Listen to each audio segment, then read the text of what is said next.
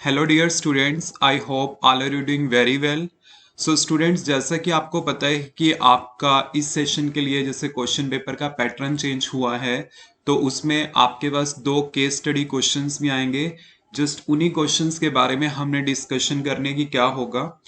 Case study questions में generally आपके पास क्या होगा कि आपके पास एक पैसेज गिवन होगा और आपको कुछ एमसीक्यूज प्रॉब्लम उस पैसेज के बेसिस पे गिवन होंगे। But you know very well कि जो पैसेज होगा जस्ट आपको एक हिंट प्रोवाइड करेगा। ऐसा कोई जरूरी नहीं है कि वो सारे के सारे क्वेश्चंस के आंसर आपके पास उस पैसेज के अंदर प्रेजेंट होंगे। मीन्स आपको वो कॉन्सेप्ट ऑलरेडी आना चाहिए, आपको पता होना चाहिए जो आपने थ्योरी पार्ट में किया है। एंड देन आफ्टर आपने क्या करना है, क्वेश्चंस को सॉल्व करना है। केस स्टडी क्वेश्चंस का मतलब क्या है कि आपको जस्ट एक क्या दिया होगा, पर्टिकुलर केस दिया होगा। जैसे यहाँ पे ये है केस स्टडी क्वेश्चंस, तो इसमें आपको एक पर्टिकुलर केस गिवन होगा और उस केस के ऊपर आपने क्या करने हैं, अपने क्वेश्चंस के आंसर्स फाइंड आउट करने हैं।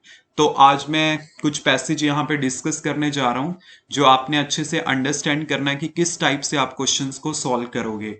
तो देखिए, आपके पास पैसेज ये है व्हीटस्टोन ब्रिज से रिलेटेड।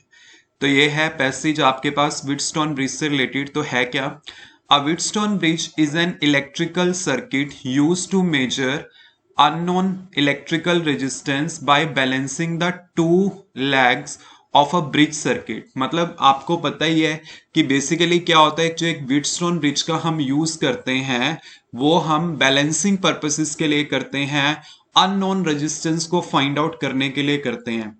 जैसे कि आपको यहाँ पे डायग्राम में दिखाया भी गया है, there are the four resistance R1, R3, R2 and RX। ये हमने क्या किए हैं, एक ब्रिज की फॉर्म में कनेक्ट किए हैं, उस टाइप से आपको दिया होगा। And one leg of which includes the unknown component. मतलब एक लेग में क्या होगा, अननोन कंपोनेंट होगा। जैसे यहाँ पे आपके पास क्या है, जो RX है वो मेरे पास क्या है, एक अननोन कंपोनेंट है। Clear. The primary benefit of the circuit is its ability to provide extremely accurate measurement। मतलब जब हमने क्या करना हो, एक्यूरेट मेजरमेंट लेनी हो, then we will use the metre bridge. Means हम क्या करेंगे, व्हीटस्टोन ब्रिज का कॉन्सेप्ट यूज करेंगे। आपने लैब में देखा होगा, लैब में आपके पास एक सर्किट अवेलेबल होता है, क्या, मीटर ब्रिज आपके पास अवेलेबल होता है। तो मीटर ब्रिज का पर्पस क्या होता है, बैलेंस करना ही होता है, अननोन रेजिस्टेंस को फाइंड आउट करना। The resistance is adjusted until the bridge is balance. मतलब इसमें एडजस्टमेंट करी जाती है जब तक आपके पास ब्रिज बैलेंस ना हो जाए। And no current flow through the galvanometer. मतलब जब ब्रिज आपके पास बैलेंस कंडीशन में होगा, there is no current will flow through the galvanometer. मतलब इसमें से आपके पास कोई करंट फ्लो नहीं करेगा। At this point the voltage between the two mid points, मतलब ये जो मिड पॉइंट है B and D will be zero. मतलब क्या होगा, वोल्टेज बिटवीन, मतलब there is a no voltage difference. Basically D पे भी वोल्टेज सेम होगी, बी पे भी वोल्टेज सेम होगी, तो इन दोनों के बीच में कोई डिफरेंस आपके पास नहीं होगा। Therefore the ratio of the two resistances in the known leg is equal to the ratio of the two resistances in the unknown leg. मतलब क्या होता है इसका, जैसे आपके पास क्या है कि अगर ये बैलेंसिंग कंडीशन में है, मींस गैल्वेनोमीटर में रीडिंग क्या आएगी, जीरो आएगी, करंट फ्लो नहीं करेगा। और उस कंडीशन पे आपके पास क्या होगा, यू कैन से कि रेशियो जो होगी R1 bye R2 equal to क्या होगा, आपके पास R3 बाय RX। ये आपको यहां पे अचीव हो जाएगा। ठीक है, तो देखिए इसके क्वेश्चंस आपके पास क्या क्या हैं। फर्स्ट देखिए इसमें प्रॉब्लम क्या है कि एमसीक्यू बेस्ड क्वेश्चन होंगे, तो उसी पे हमने करने हैं। तो इसका फर्स्ट क्वेश्चन पहले डिस्कस करते हैं कि है क्या, in balance Wheatstone bridge potential at points B and D remain the same, large current flow through the circuit, and third option is battery become overheated, and fourth option is resistances become small. You know very well कि जैसे अगर मैं diagram को देख सकता हूं, आपको पता है कि जब वो बैलेंस कंडीशन में होगा, उन्होंने बैलेंस यहां पे मेंशन किया है, जब वो बैलेंस कंडीशन में होगा तो इसका मतलब क्या है कि आपके पास दोनों पॉइंट पे पोटेंशियल क्या आ रहा होगा, सेम। बिकॉज आपको पता है ना, आपने फर्स्ट यूनिट में पढ़ा है इक्वी पोटेंशियल में, अगर पोटेंशियल इक्वल होता है तो इसका मतलब चार्ज कैरियर की कोई मूवमेंट नहीं होती। तो यहां पे आपके पास पोटेंशियल क्या है, दोनों पॉइंट्स के ऊपर सेम है, तभी इसमें क्या होगा, करंट का मूवमेंट नहीं होगा, मतलब चार्ज कैरियर मूव नहीं करेगा। सो वी कैन से कि जो गल्वेनोमीटर में रीडिंग आपके पास आएगी, यहां पे क्या आएगी, 0 आएगी। ठीक है, तो आपके पास क्या होगा, ऑप्शन नंबर ए जो होगा इसका आंसर होगा। Clear. Now next question, Wheatstone bridge is used to measure unknown क्या value, unknown current, unknown voltage, unknown charge, unknown resistance।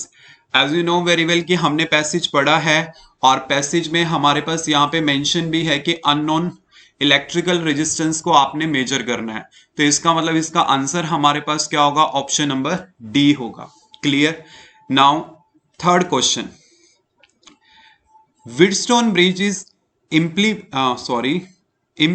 implemented in lab using ammeter, voltmeter और मीटर ब्रिज, पोटेंशियोमीटर। मतलब जब lab में आपको व्हिटस्टोन bridge के ऊपर based experiment perform करना पड़ता है, उसे इंप्लीमेंट करना पड़ता है, देन आप कौन सा डिवाइस यहाँ पे यूज करोगे, then we will use the metre bridge. मैंने अभी भी आपको बताया था कि लैब में generally we will use the metre bridge.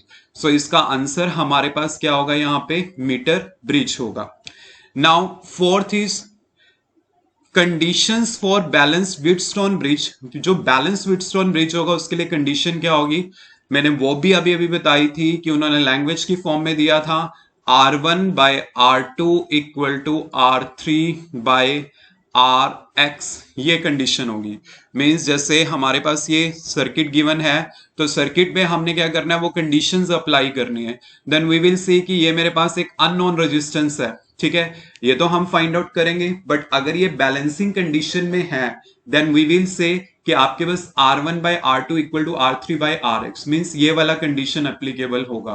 तो इसका मतलब जो इसमें हमारे पास फोर्थ क्वेश्चन है, इसका आंसर हमारे पास क्या होगा, R1/R2 is equal to R3/RX। मतलब ऑप्शन नंबर 1 क्या होगा, इसका आंसर होगा।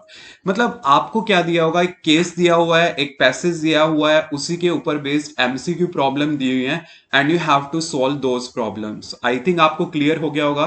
तो इसी के ऊपर बेस्ड हम कुछ और भी पैसेज डिस्कस करेंगे, केस स्टडी क्वेश्चंस डिस्कस करेंगे। मतलब ये न्यूमेरिकल की फॉर्म में भी हो सकता है कि कुछ आपको पैसेज में फार्मूला बता दिया, उसके ऊपर बेस्ड एमसीक्यू में आपको न्यूमेरिकल फॉर्म दे दी, तो आपने इस टाइप से क्या करना है, इन क्वेश्चंस को सॉल्व करना है। क्लियर। Any doubt?